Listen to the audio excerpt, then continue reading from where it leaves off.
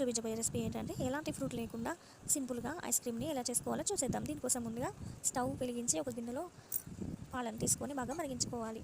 ఇప్పుడు చిన్న గిన్నెలో కొన్ని పాలను తీసుకొని అందులో 2 టేబుల్ స్పూన్ల కస్టర్డ్ పౌడర్ వేసి బాగా మిక్స్ చేసుకొని పక్కన పెట్టుకోవాలి.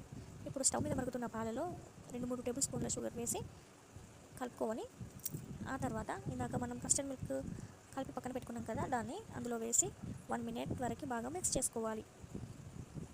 మిక్స్ చేసుకున్న తర్వాత ఇప్పుడు టేస్ట్ కోసం కొంచెం కొబ్బరి తురుము లేదా ఇలాచీ పౌడర్ని వేసుకొని మళ్ళీ కలుపుకోవాలి.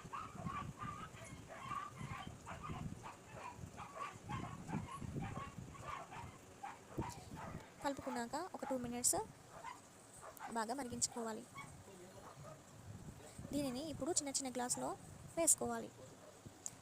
ఐస్ క్రీమ్ స్టిక్స్ లేవు కాబట్టి మనం ఇంట్లోనే వాడుతున్న స్పూన్లని గ్లాసులో పెట్టుకోవాలి. పెట్టుకున్న తర్వాత